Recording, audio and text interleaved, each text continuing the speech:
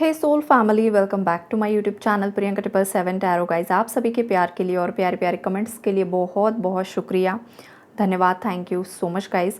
Channel पर अगर आप नए हो तो चैनल को सब्सक्राइब ज़रूर कीजिए, बेल आइकन को ऑल पर लगाइए ताकि आने वाले हर वीडियो का नोटिफिकेशन आपको मिलता रहे। और जितने भी मेरे नए पुराने सब्सक्राइबर्स है, फॉलोअर्स है, सभी का तहे दिल से शुक्रिया, धन्यवाद, thank you so much guys.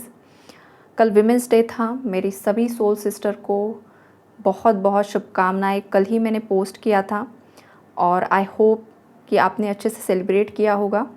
कल मैंने थोड़ा खुद को ही छुट्टी दे दी थी, इसलिए मैंने कल वीडियोस अपलोड नहीं किए। बिकॉज़ कैसा है ना गाइस, ज़िंदगी का ये जो हम काम करते हैं ये वो सब चलता ही रहता है, लेकिन कभी कभी हमें खुद के लिए भी वक्त निकालना ज़रूरी होता है।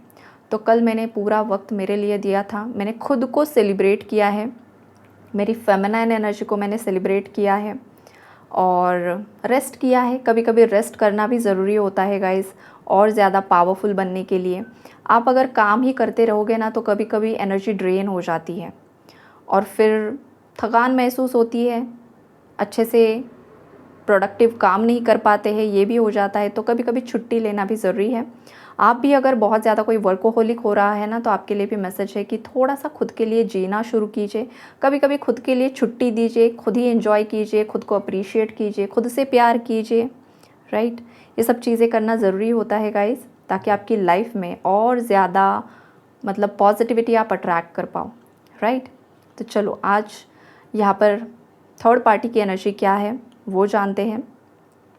थर्ड पार्टी देखो गाइज, जो मेन एनर्जी यहाँ पर निकल कर आई है ना वो ये है कि 5 ऑफ कप्स, बहुत ज़्यादा सैड एनर्जी, बहुत ज़्यादा अलोन एनर्जी, बहुत ज़्यादा लोअर वाइब्रेशन एनर्जी।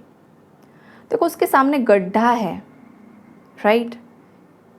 वो गड्ढा उसने खोदा था आपके लिए, अब वो उसके सामने बैठी है, वो सोच रही है या सोच रहा है, जो भी है आपका एनिमी या जो भी है थर्ड पार्टी, पिछली बातों को सोच रहा है, पिछली बातों को सोच रही है कि मैंने कितने ज़्यादा पैंतरे आजमाए इस इंसान को नीचे गिराने के लिए, इस इंसान की शादी तोड़ने के लिए, इस इंसान का लव रिलेशनशिप ख़राब करने के लिए, इस इंसान को बहुत ज़्यादा फाइनेंशियल लॉस में पुश करने के लिए कितनी ज़्यादा तांत्रिक क्रियाएं की, कितना ज़्यादा आपके पार्टनर का ब्रेन वॉश किया, कितना ज़्यादा सोसाइटी में आपको डिफेम किया, दुनिया भर के पैंतरे आजमाए, लेकिन एक भी इसकी चाल यहाँ पर सफल नहीं हुई है, ऐसा इसे लग रहा है। और वैसे भी हुई नहीं है। जिस इंटेंसिटी से इसने सोचा था ना आपकी लाइफ को बर्बाद करने के लिए, ख़राब करने के लिए, वैसा तो मुझे नहीं लग रहा है कि मेरे व्यूअर्स की लाइफ में उतनी ज़्यादा नेगेटिविटी ये भेज पाई है या भेज पाया है। थोड़ा बहुत इफ़ेक्ट ज़रूर हुआ है गाइस, बिकॉज इंसान के कुछ पेंडिंग कर्मास भी होते हैं, तो हिसाब किताब पूरा होना भी ज़रूरी होता है। इस वजह से आपकी लाइफ में प्रॉब्लम ज़रूर आए हैं, आए नहीं है ऐसा नहीं है। अगर नहीं आते तो आप ये वीडियो नहीं सुनते। आपके लाइफ में प्रॉब्लम्स आए हैं, परेशानियां हैं, इसीलिए आप ये वीडियो सुन रहे हो। तो आए, लेकिन इसने जो सोचा था ना जिस तरीके से, वो नहीं हुआ है गाइस, ये नहीं हुआ है। तो आप भगवान को धन्यवाद दीजिए, आपके पुण्य कर्म जो भी आपने किए हैं ना, उन्होंने आपका साथ दिया है। अब तक आप जो भी साधना कर रहे हो, इनवर्क कर रहे हो ना, उसका फल आपको प्राप्त हो रहा है अभी। तो ये बहुत ज़्यादा परेशान है, ये जो मोहतरमा है या जो भी ये इंसान है, इसे बहुत ज़्यादा परेशानी हो रही है। इसे लग रहा है भाई मैंने तो सब गड्ढे इसके लिए खोदे थे और अब मेरी ही बारी आ गई इसमें गिरने की। तो ये बहुत ज़्यादा परेशान हो रही है। इसकी रात की नींदें यहाँ पर उड़ी हुई है, रात में अच्छे से नींद नहीं आती है, इंसोम्निया की एनर्जी है, डिप्रेशन की एनर्जी है, पागलपन जैसा किसी को फील हो रहा है, कोई बौखला रहा है यहाँ पर। देखो बौखलाहट की जो एक एनर्जी होती है ना गाइज, वो ऐसी होती है, कोई शत्रु इतना ज़्यादा बौखला जाता है ना कि उसे अपनी हार ना वो डाइजेस्ट ही नहीं कर पाता है। उसे वो चीज़ ही मतलब इतना ज़्यादा परेशान कर रही है कि भाई मुझे इसके सामने हारना पड़ रहा है, मैं कैसे हारूंगा, मैं कैसे हारूंगी। तो ये चीज़ इसे पागल बना रही है। मतलब इसने जो आपके लिए किया ना, एक वक्त पर आप भी डिप्रेशन में थे, नेगेटिविटी में थे, खून के आंसू रोए हैं मेरे व्यूअर्स में से कुछ लोग, तो वो सब एनर्जी अब इसकी तरफ रिटर्न जा रही है। अब इसे भी रोना पड़ रहा है यहाँ पर, इसके अपने इससे दूर जा रहे हैं, इसके अपने इससे छूट रहे हैं, इसके अपनों के साथ इसके लड़ाई झगड़े हो रहे हैं, डाइवोर्सेस हो रहे हैं, ब्रेकअप्स हो रहे हैं। अगर उसके खुद के बच्चे हैं तो बच्चों के साथ इसके अनबन चल रही है, आर्ग्यूमेंट्स हो रहे हैं, या फिर ये अपने बच्चों में ही लड़ाइयाँ लगा रही है या लगा रहा है, जो भी है। मतलब एक बच्चे को अलग बताना, दूसरे बच्चे को अलग बताना, फिर भाई बहन में लड़ाई करवाना, भाई भाई में लड़ाई करवाना, ज़्यादा बच्चे हैं तो उन सब में सिबलिंग्स में लड़ाई करवाना, एक को अलग बताना, दूसरे को अलग बताना, मिसअंडरस्टैंडिंग क्रिएट करना, अपने पार्टनर को अलग चीज़ें बताना। एक बड़ी बहू है, एक छोटी बहू है तो एक को अलग ट्रीट करना, दूसरे को अलग ट्रीट करना। तो ये जो इसने मिसअंडरस्टैंडिंग क्रिएट की है ना गाइस, इस वजह से भी बहुत ज़्यादा कलह कलेश की एनर्जीज इन लोगों के घरों में मुझे दिखाई दे रही है। एक को बहुत ज़्यादा प्रायोरिटी पर रखना, एक को बहुत ज़्यादा नीचा दिखाना। तो ये चीज़ें इसने जो पास्ट में की है ना गाइस, उस सब चीज़ का हर्जाना इस फीमेल को भुगतना पड़ रहा है। मैं फीमेल इसलिए बोल रही हूँ गाइज बिकॉज यहाँ पर ना मून एनर्जी बहुत ज़्यादा स्ट्रॉन्ग है। अगर आपके केस में कोई पुरुष भी है, मेल भी है थर्ड पार्टी, तो आप उस हिसाब से देख लीजिए। फिर हो सकता है कि ये जेंडर वाइज पुरुष है लेकिन इसकी जो हरकतें हैं ना वो सब महिलाओं वाली हैं। वैसे जो सशक्त महिला होती है ना वो ऐसी नहीं होती है, लेकिन जो बहुत ज़्यादा इनसिक्योर फीमेल होती है ना उसकी हरकतें ऐसी होती हैं। तो ये कोई इनसिक्योर फीमेल है आपके लाइफ में, इसकी हरकतें ऐसी हैं जो हमेशा आपके सामने खुद को बहुत ज़्यादा सुपीरियर दिखाने की कोशिश करती है, छोटी छोटी चीज़ों से लेकर बड़ी बड़ी चीज़ों तक। लेकिन ये कर नहीं पाती है, ये आपको ना मतलब आपसे आगे नहीं बढ़ सकती। और आप देखो बहुत ज़्यादा कुछ ऐसा एफर्ट्स नहीं लगाते हो कि भाई मुझे ये करना है वो करना है, वो नेचुरली आपसे हो जाता है, चाहे आप मेल हो चाहे फीमेल हो। और आपको एक लाइमलाइट, एक फेम, एक अप्रिसिएशन नेचुरली मिल जाता है, लेकिन वो चीज़ इसको नहीं मिलती है। तो इसे लगता है भाई मैंने इतना ताम झाम किया, इतना सब कुछ किया, लेकिन फिर भी वो जो अटेंशन मुझे चाहिए था वो मुझे नहीं मिला। तो ये जेलसी के कारण इसने सब कुछ किया है। हो सकता है आपके पार्टनर का अटेंशन आपको मिल रहा था स्टार्टिंग में, इससे थोड़ा कम मिल रहा था, या फिर आपके पार्टनर दोनों के बीच में बैलेंस नहीं बना सके, तो इसके अंदर एक इनसिक्योरिटी क्रिएट हो गई। ये चीज़ भी यहाँ पर मुझे कहीं ना कहीं पर दिखाई दे रही है। अगर ये घर वाली कोई फीमेल है, आपके पार्टनर ने यहाँ पर बहुत ज़्यादा बैलेंस क्रिएट करने की कोशिश की है गाइस, ऐसा नहीं कि नहीं की है, आपके बीच में और उनकी मदर या सिस्टर के बीच में, लेकिन वो नहीं हो पाया। हो सकता है आप समझदार थे, आप समझ रहे थे, लेकिन वो सामने वाली जो भी घर की फीमेल है वो नहीं समझ पाए उन चीज़ों को। बिकॉज जनरेशन गैप भी होता है ना, तो हर एक जनरेशन की सोच अलग होती है, मैच्योरिटी अलग होती है। तो कुछ फीमेल्स ऐसी होती है कि मुझे मेरे पति का प्यार नहीं मिला है तो तुझे भी नहीं मिलेगा। तो ऐसी किसी की चीप माइंडसेट है, किसी ने किसी का घर पहले तोड़ दिया, राइट। हो सकता है ये जो फीमेल है आपकी लाइफ में, इसने मतलब किसी का घर तोड़ दिया, इसने जिससे शादी की आपके फादर इन लॉ से, या फिर ये कोई मेल ही एनर्जी है गाइज, या फिर किसी के ब्रदर इन लॉ की एनर्जी है, या फिर आपके पार्टनर ही भी हो सकती है गाइज। ये कुछ ना कुछ यहाँ पर ना हिडन सीक्रेट्स की एनर्जी मुझे पिक हो रही है। तो इसने किसी का घर तोड़ा है, ज़रूर से ज़रूर तोड़ा है, और ये किसी की सेकंड वाइफ हो सकती है, थर्ड भी हो सकती है भाई, ऐसी वाली भी एनर्जीज है यहाँ पर। तो अब इसने जो जो कर्मा क्रिएट किए हैं ना वो सब एक साथ इकट्ठे इसके सामने आ रहे हैं, सब पिक्चर इसके सामने आ रही है। और इसने इतने ज़्यादा कर्म बंधन यहाँ पर क्रिएट कर लिए हैं ना गाइस कि एक एक ख़त्म करने के लिए इसको पूरी एक एक लाइफ देनी पड़ेगी। बिकॉज आपको कर्म बंधनों से मुक्ति पाने के लिए इनर वर्क कई सालों तक करना होता है, फिर कई सालों के बाद वो एनर्जी क्लियर होती है, क्लेंस होती है।